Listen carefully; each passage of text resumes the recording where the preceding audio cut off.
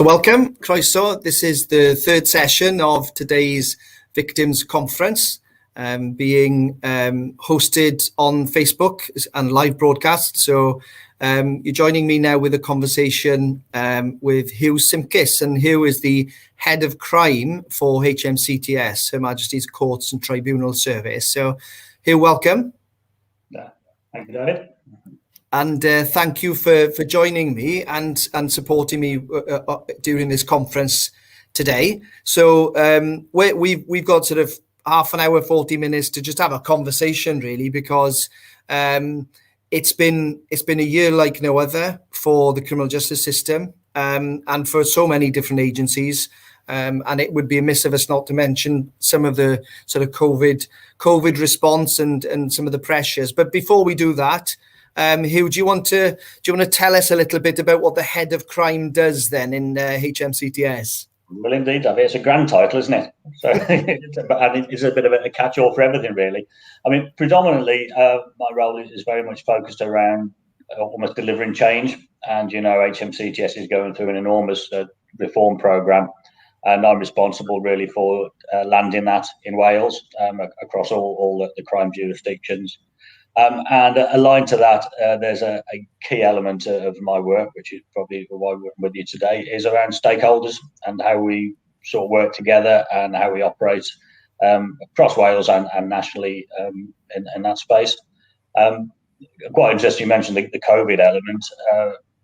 I've only been doing this job for 6 or 7 months now, and historically I've worked with the HMCTS and all these guys for 30 years, but mostly in the civil and family world. So it's quite interesting now, but last year I was the director for Wales, for them trying to manage the pandemic and all its responses. So, as you say, a challenging year, isn't it?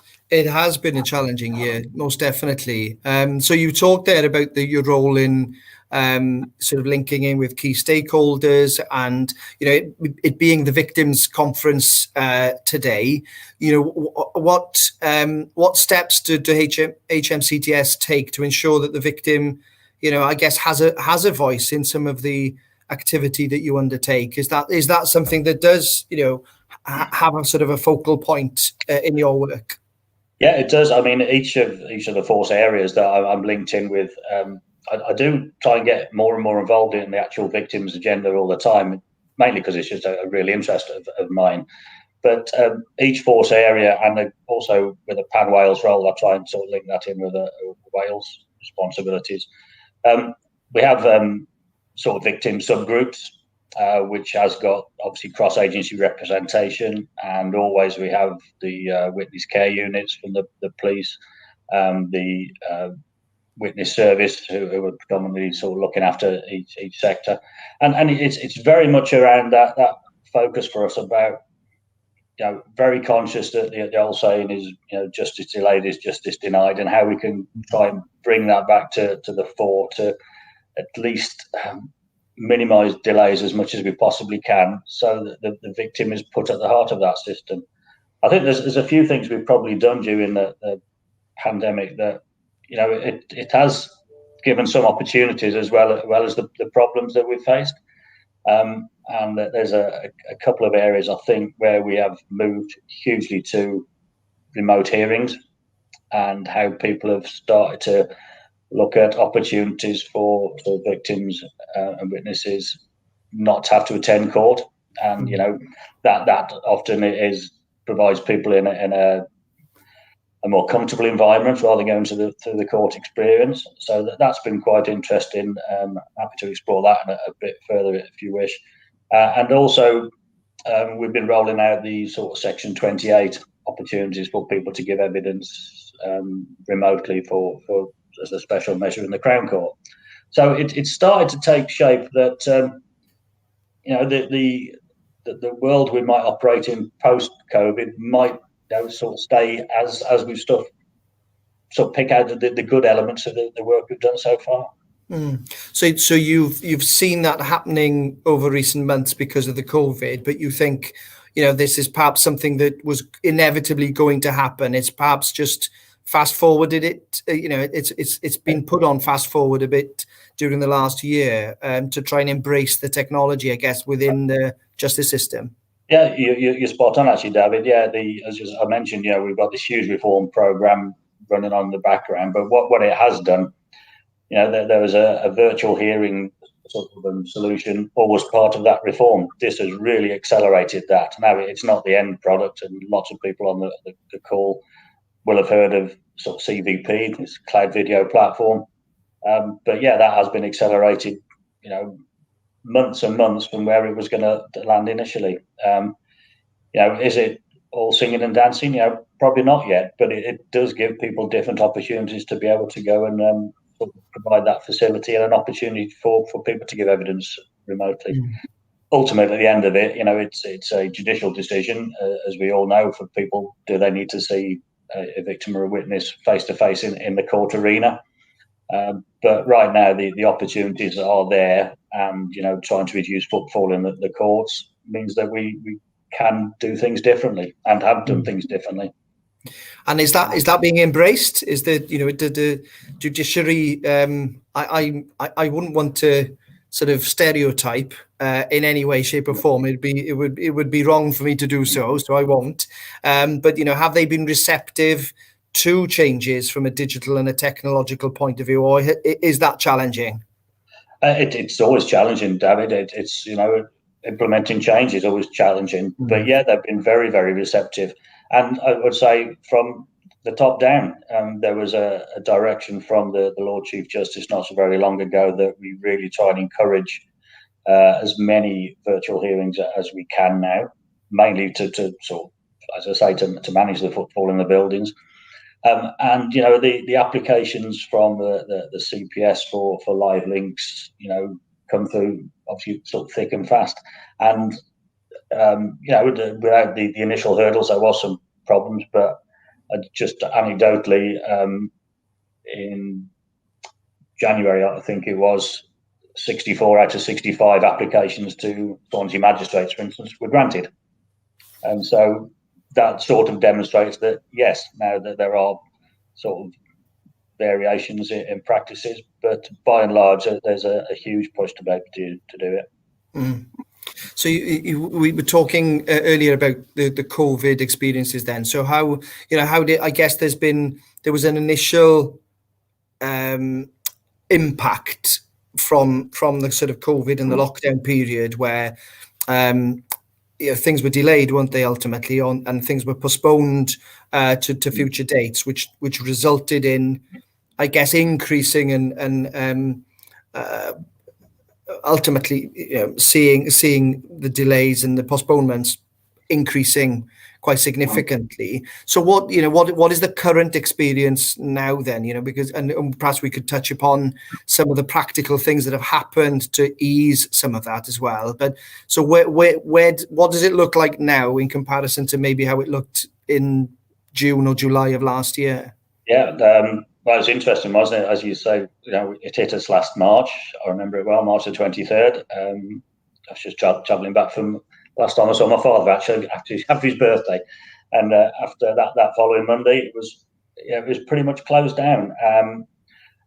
It was a really interesting experience for the courts, because it was recognised from the outset as that this is critical service. We have to ensure justice is maintained in a world that nobody knew what to do, to be perfectly frank. And there was some very long days, some very long nights going through the planning about which courts do we need to keep open, which courts do we manage to sort of close temporarily, or just have staff and no public. And that was quite challenging. And certainly in the magistrates' courts, it was very much around the priority work of what do we have to keep open today.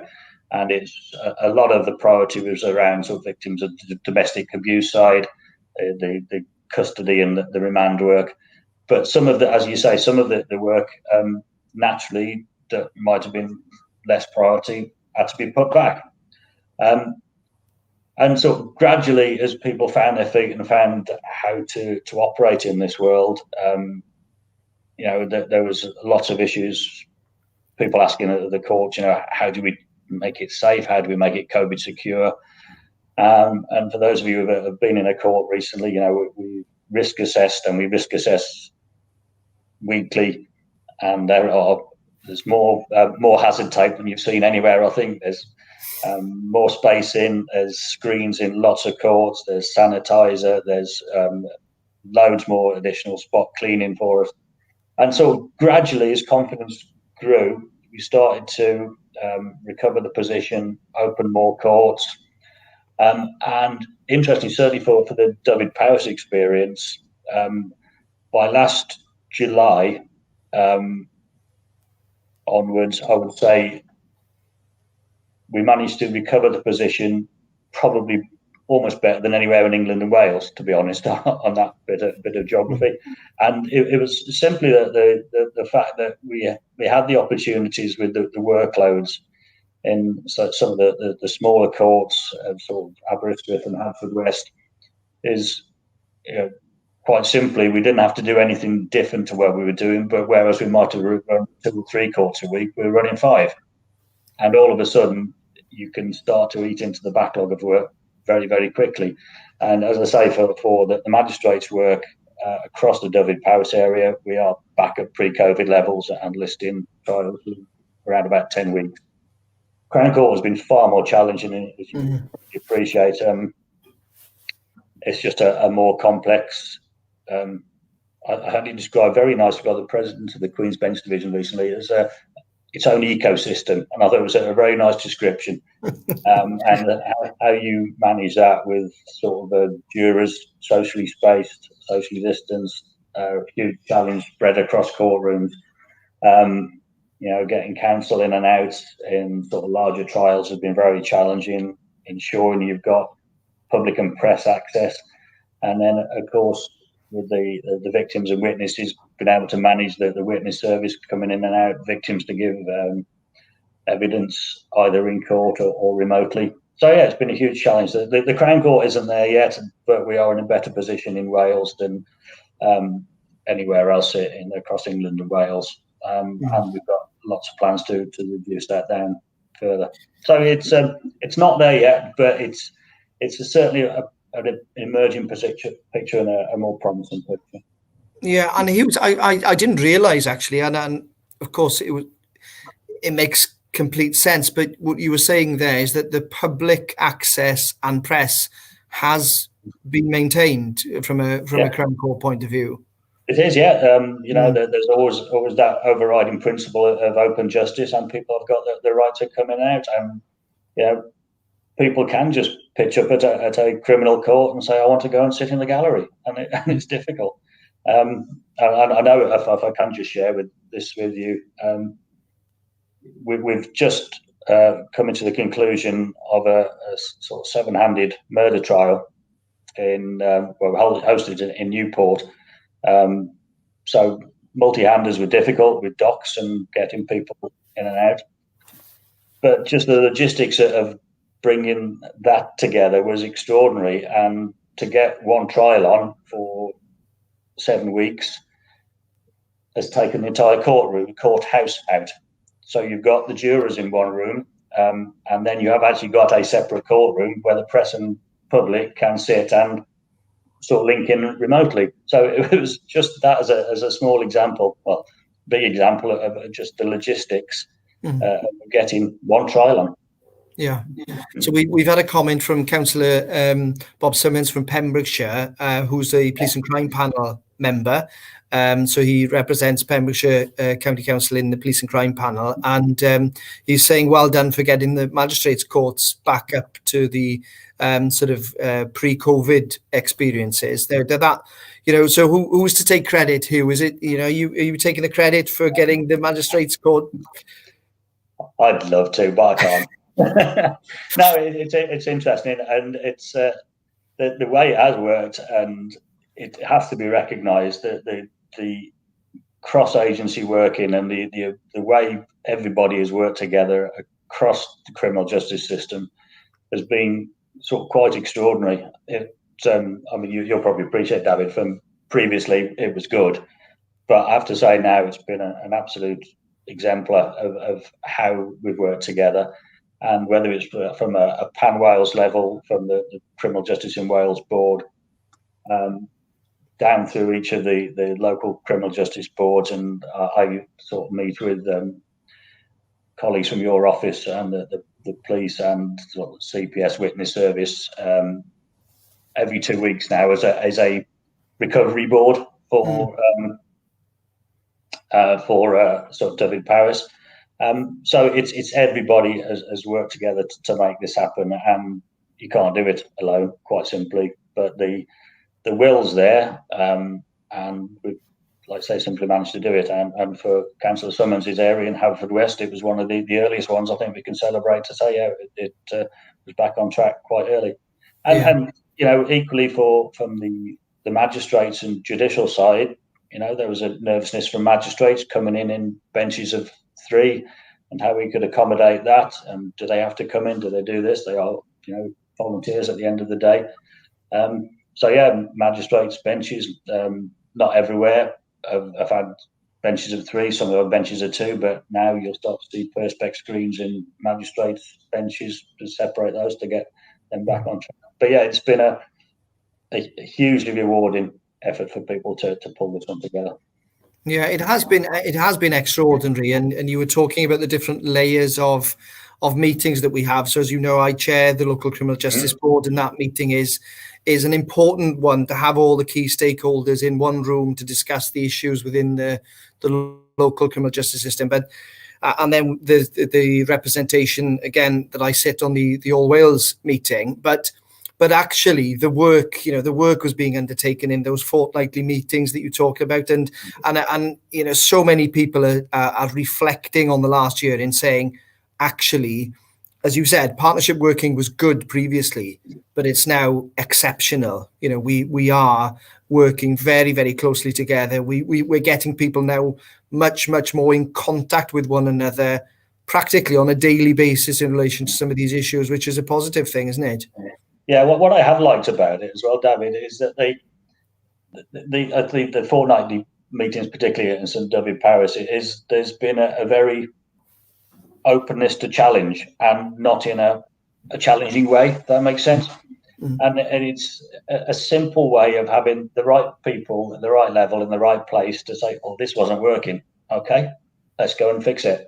And it's really has been an awful lot of that has made the difference. It's just that local relationships to go and say, yeah, there's a problem there last week, and what can we do about it? And so there was quite a few at one point from the witness care team while we're focusing on this, and it does manifest itself in a few places.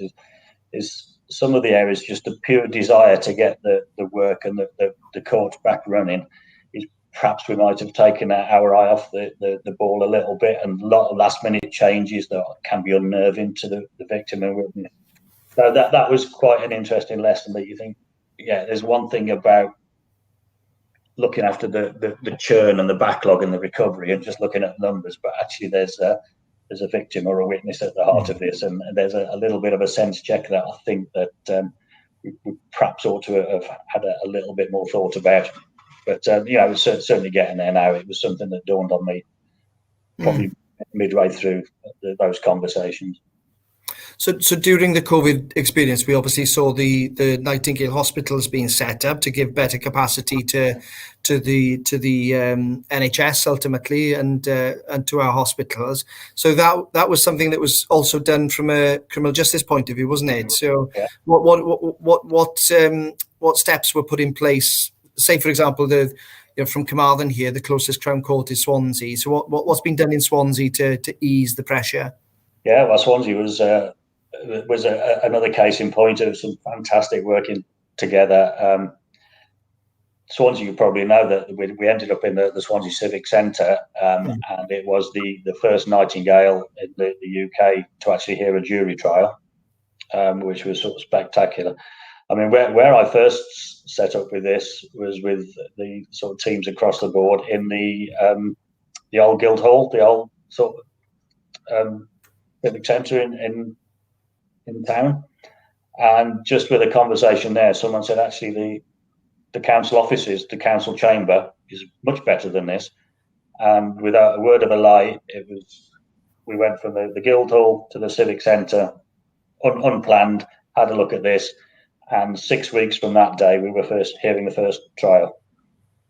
So that doesn't happen very easily or very often, and it was a great success. And that was really down to everybody's willingness to go and do something differently. And I would really tribute to some of the judges in that. They were fantastic to work with because it was out of their normal area to go and work with that. They embraced it.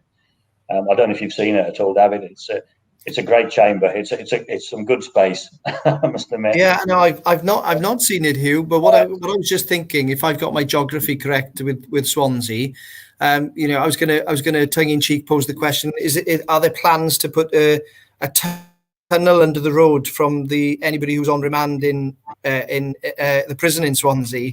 Because that's where is that where it is housed? Then is that building opposite the prison? The Civic Centre, right on the seafront. Yeah. And what we did look at, quite interestingly, because it's got a lot of space, it's a big debating chamber. It's obviously not a custodial facility. We're only running sort of bail trials there. But there was, like I say, there's two big pressures right in the Crown Court. One was the multi-hander issue, which is slowly being resolved. But one of the ideas at one point was to have pop-up cells in the Civic Centre. As it turned out, the lead-in times were a bit too long. It would have taken 6 months or so to try and get anything logistically in place. But it was just some extraordinary thinking out of the box about how we were going to do all this. But yeah, the Nightingale was a huge success, and I have to say it's pretty much been used every day since, which has been great. I mean, Swansea, for instance, itself, I know it's the main feeder court for the Dyfed-Powys work. Save for a bit of a blip, with the second wave of COVID and the new variant, we did reduce a trial court. But with a Nightingale, would have been running 4 trial courts and an admin court flat out. And if you do take a little trip to that court at any time, it's awash with perspex. There's more screens in the main courtroom than you would believe at the moment. And only last weekend, although there's still a few snagging issues with it, we've had another dock extension there to go and facilitate 7-handed trials. So, yeah. But yeah, the Nightingale was a huge success. Yeah, well done. And I think it would be useful at some point for me to come down and physically see it, because I guess it's one of those things that unless you physically see it for yourself, for your own eyes, you wouldn't perhaps understand the enormity of the task. It's well worth a trip, David. It really is. And you just the logistics of moving people around in a space that wasn't built for it is quite interesting. The local authority have been hugely accommodating. They've been fantastic to work with. So yeah, hopefully we will get that extended and use it sort of well into 2021. We're in now, aren't we? Yeah. What I also wanted to sort of touch upon here was the victims' sort of voice really within. We've spoken earlier with the Deputy Chief Constable in the force, Emma Ackland, and Emma leads now on work she was mentioning actually with Ed Beltrami, and they are leading on sort of some of the victims' code of practice activity. How does that, is that something that again is one of your key strategic sort of objectives to try and improve the way in which victim services aligned within the HMCTS sort of activity? Yeah, very much so. I'm on the subgroup with Emma and Ed, and we're looking how to introduce the new code. What I quite like the idea of, sort of working with sort of probably all the victim subgroups in all the 4 force areas at the moment, is how we introduce the new code and how we look at different ways of compliance. And one area that I'm really quite interested in at the moment, I mean, the historic way of measuring compliance, it was just dip sampling 50 cases sort of randomly per quarter. And it's sort of, what did that tell us? Did it tell us anything new or different? But I think with the way we're going now, which I really quite like, is that if we try and get a selection of specific cases, and try and map the end-to-end journey for the victim, are all their touch points from the initial contact with the police, the way they're looked after from the care units, the CPS, witness service, and ultimately through the court, and if it goes on a stage through into probation. And if we can have that same case monitored right the way through, we start to get the story. We start to get a more powerful story of what the experience has genuinely been like for the victim. And I really quite like that. And I think the first year we'll focus on sort of RASO, domestic abuse, and hate crime. I think probably plus one more, which I'm not sure people are sort of finalised yet. But I do like the end-to-end journey storytelling. And it won't happen quickly because it'll take a while to filter through. But I think when you've got all the touch points with different agencies, do we all do the right job at the right time and genuinely look after people? So yeah, I'm quite excited by that. Yeah, it is. It is quite powerful. I was in the conversation with Emma, referring to that I'm in a very privileged position, so I get to speak to victims, on a one-to-one basis, and I was just sharing the experience of, one victim who did exactly that. Told me about the end-to-end experience, and I actually asked her whether she was willing to score out of 10 the experiences from the initial disclosure, the investigation period, the support with specialist services that were in place. And it was interesting how the experience through that journey, as you described it then, differed at different times and at those pinch points that you mentioned and touch points from different agencies. So I'm looking forward to seeing some of the fruit of your labour, really, and to see how we can allow that then to inform improvements in the services, which is what we're all trying to achieve. Yeah, I mean, it's quite interesting that I bet that those conversations are far more powerful than any sort of tick box measurement, aren't they? If we can get the qualitative element right, probably more powerfully than the quantitative side, then all the better. And it's quite interesting. But one of the groups that are always part of the conversations are the third sector providers who have the day-to-day interface with the victims, and I think their input will be pretty crucial to all of this because they will sort of get the first hand, and hopefully they'll be the first hand face-to-face conversation with the victims. And it's I'm sort of at the pointy end of it, if you like. It's the end of the process. I mean, there's going to be an awful lot of the victims and that don't come to court, and there's going to be, I hope that will fall out of this is, where do things fall off and why do they fall off the system? And is it a good outcome for a victim by not going to court? So it's all those things that I think will sort of tease out in the next few months about how this all sort of links together. But what I really like is that the focus and the priorities for all the PCCs and the boards is now really putting the victim at the heart of the system. Yeah, which is so pleasing to hear. I was talking to Emma Ackland about this.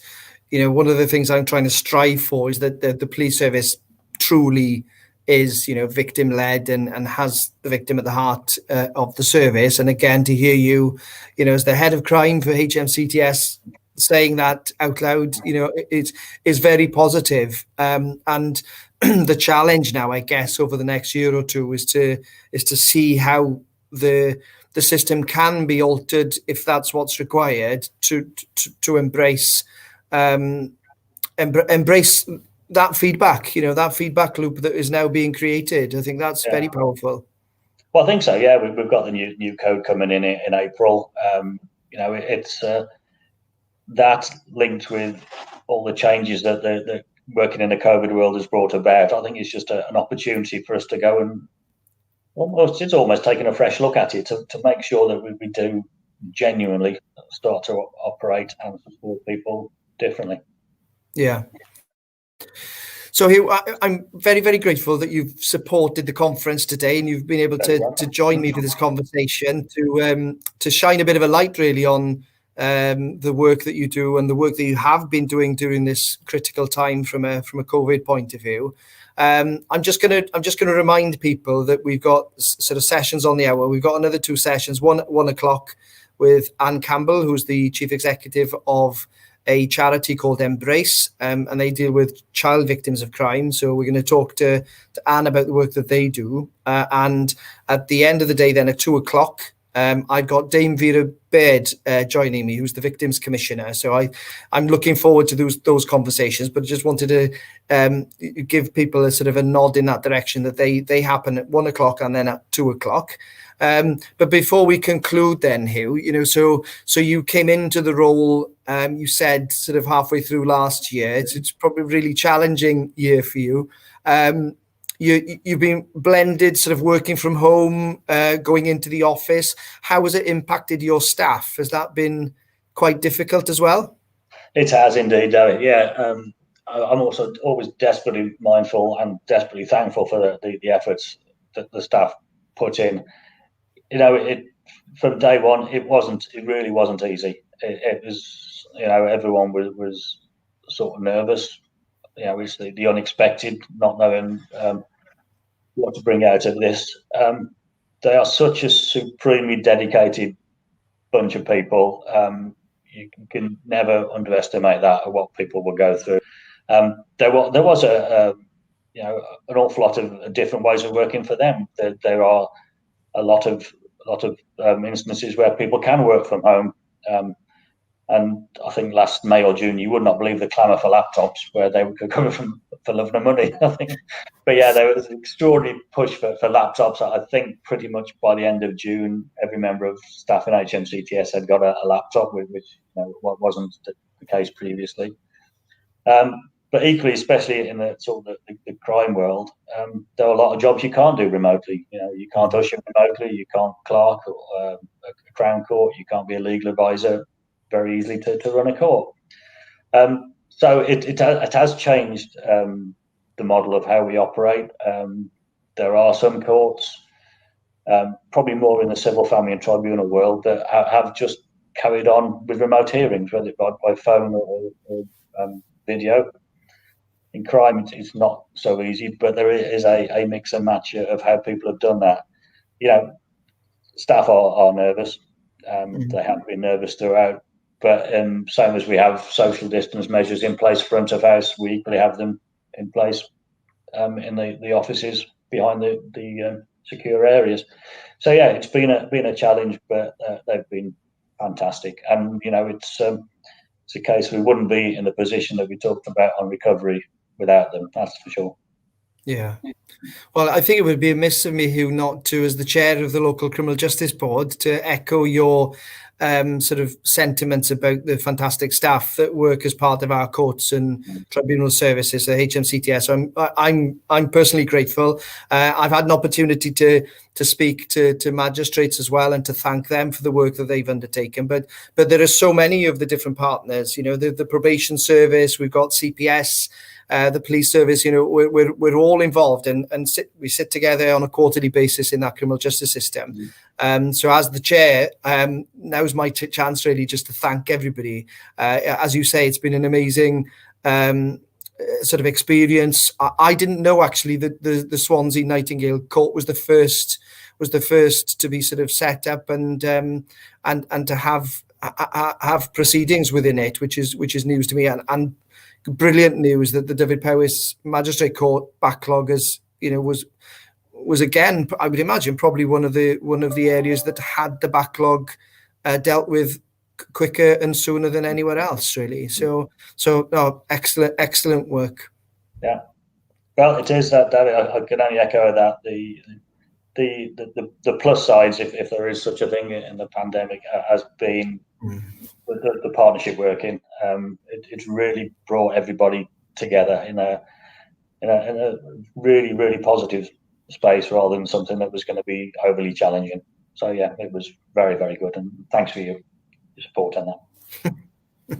Brilliant. Thank you for the session today. I'm very, very grateful that you've supported the conference and you've been willing to come on and be part of this live broadcast on Facebook. It'll be available for people to digest it at a later date as well. So it'll be on the Facebook page. So just one sort of final thank you from me. Diolch yn fawr. Very welcome. Diolch.